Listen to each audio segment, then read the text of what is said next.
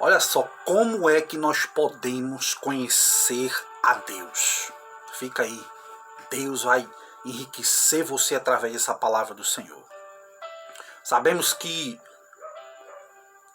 como é possível a nós, seres humanos, seres limitados pela matéria, conhecermos a um Deus tão ilimitado, tão puro, tão profundo.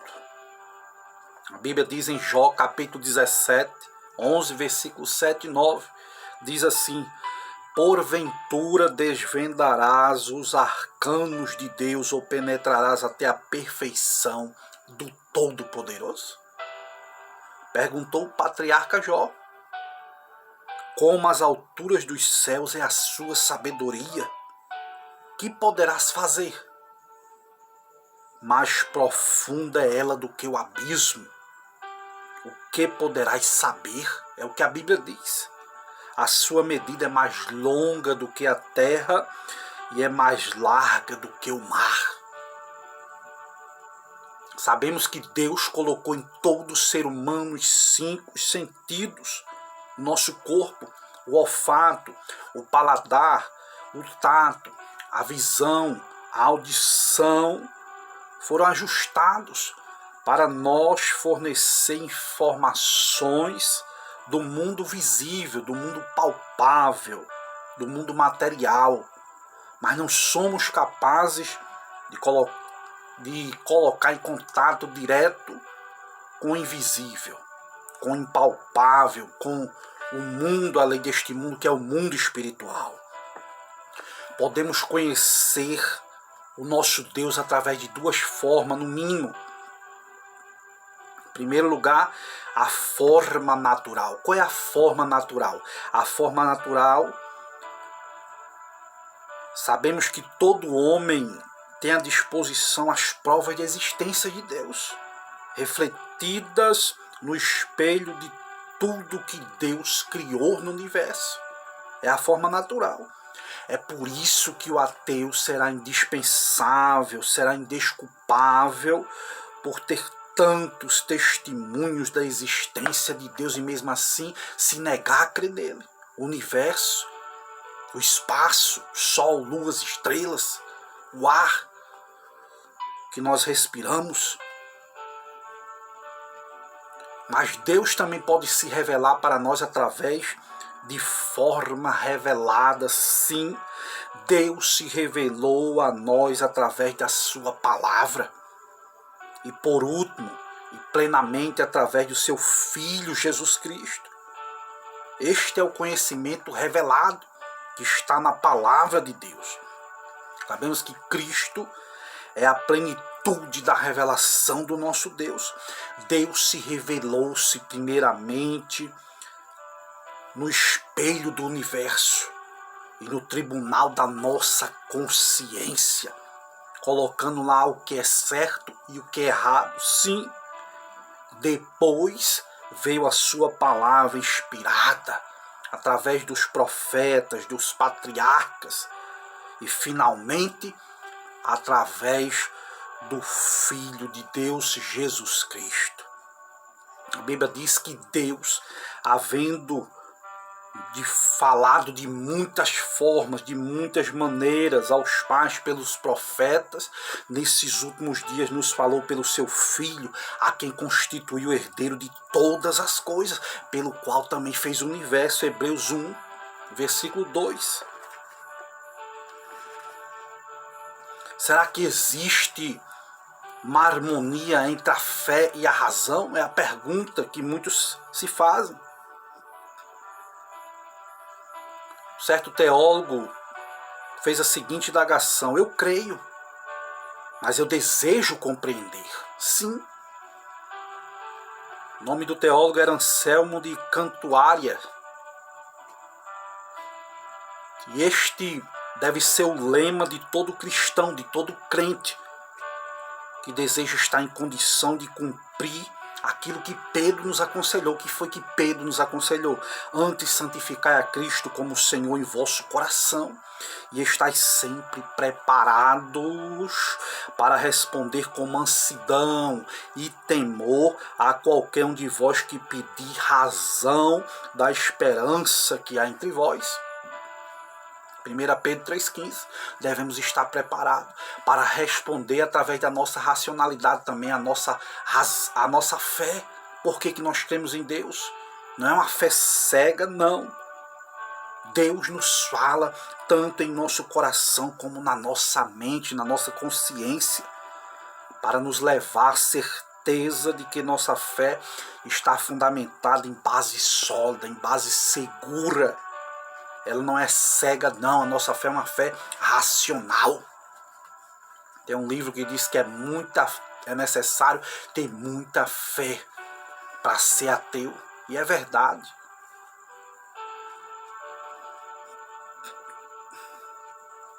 Cristo, ele deixou bem claro que a nossa fé não pode ser cega. Por quê? Jesus certa vez afirmou: e conhecereis a verdade, e a verdade vos libertará.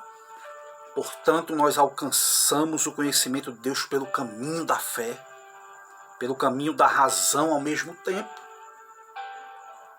Paulo fala em apresentarmos os nossos corpos como culto racional.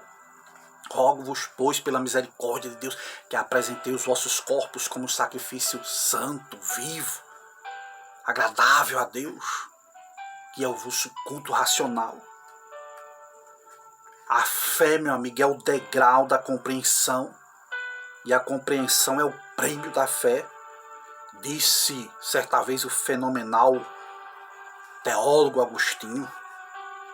Além do mais, a palavra de Deus não pode penetrar numa criatura irracional. A palavra de Deus não pode penetrar em animais. Não. Só penetra em seres humanos racionais, para a glória do Senhor Jesus. Para que alguém creia, é necessário ter a capacidade intelectual de raciocinar. Mas a realidade é que existe uma pergunta muito intrigante: o que Deus é? De fato, quem Ele é? E aí existem algumas linhas teológicas, como por exemplo o deísmo, que diz que Deus está no mundo e é o seu Criador, mas não existe domínio completo sobre ele. São chamados de pessoas deístas, que Deus criou tudo, em seguida abandonou a sua criação, a sua própria sorte. É o que diz, são os deístas.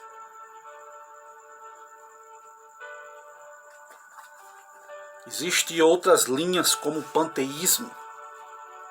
Os panteístas dizem que tudo é Deus. Olha só que loucura. Tudo é Deus, todas as coisas são como um pedaço dele. O sol, a formiga, o homem, uma pedra, uma flor. Tudo é um pedaço de Deus. Isso é loucura. Os panteístas se esquecem que foi Deus que criou o universo. E ele é superior a toda a sua criação. A Bíblia diz: sei exaltado, ó Deus, sobre os céus, e seja tua glória sobre toda a terra, no Salmo 57, versículo de número 11. A Bíblia diz que certa vez o evangelista João, na ilha de Patmos, disse a seguinte expressão: digno és, Senhor, de receber a glória, a honra, a força, o poder, porque tu criaste todas as coisas por tua vontade foram criadas. Apocalipse 4:11. Existem os teístas que afirmam que não só existe Deus, mas também é possível conhecê-lo através de sua existência. A verdade é que Deus é espírito, que os que o adoram em espírito e em verdade. Tudo quanto existe Foi por meio dele. A Bíblia diz que por meio dele nós vivemos, nos movemos e existimos. Sim. Agostinho certa vez disse que Deus é o sol do mundo espiritual. Se ele se esconder aos nossos olhos, tudo para nós será trevas. Se faz brilhar sua luz em nosso espírito, a verdade se nos mostra em todo o seu esplendor, porque ele mesmo é a verdade por excelência. Disse, aleluias, ele esta seguinte expressão para a glória de Deus. E aí você pode me indagar dizendo, mas aonde Deus está? Existem alguns pensamentos de onde Deus está. As mais antigas religiões da Terra consideram Deus como um ser que deve ser procurado para trás. Ou seja, na origem de tudo, no princípio, do ponto aonde ele começou. Como? Que se Deus não tem princípio de dias e nem fim, Deus é eterno. Existem outros que dizem que Deus está lá em cima. Existem outros que dizem que Deus está lá fora. Está além das fronteiras, fora do alcance da nossa compreensão. E existem outros que dizem que Deus está dentro de nós, nas profundezas do nosso ser. Mas a realidade é que Jesus Cristo é o mediador não só da nossa salvação, mas também de todo o nosso conhecimento que nós temos acerca de Deus. E aqui eu vou concluir esta palavra. O crente deve buscar a face de Deus, instruindo-se a respeito do Senhor, das suas perfeições, sabendo, porém, que nenhum mortal terá de Deus um conhecimento direto, imediato, pessoal. Não. Só a alma glorificada nos altos céus o verá face a face. Temos apenas um conhecimento limitado aqui. Um homem chamado Aurélio Agostinho fez a seguinte súplica, linda, maravilhosa. Entra, Senhor, em nossos corações, e com o resplendor do teu santo fogo ilumina qualquer escuridão que haja em nós. Como excelente guia que és, mostra, Senhor, o teu caminho nesse escuro labirinto. Corrige as imperfeições dos nossos sentidos. Mergulha-nos naquela fonte perenal de contentamento que sempre deleita e nunca se farta. E quem bebe das suas vivas e frescas águas proporciona o sabor da verdadeira bem-aventurança. Tira, Senhor, dos nossos olhos, com os raios da tua luz, a névoa da nossa ignorância, a fim de que não apreciemos mais a formosura mortal alguma e saibamos que as coisas que pensamos ser não são, e aquelas que não vemos verdadeiramente são, para a glória de Deus. Que Deus te abençoe. Se você gostou dessa palavra, compartilha com outras pessoas, para que o nome do nosso Deus venha a ser glorificado. Amém.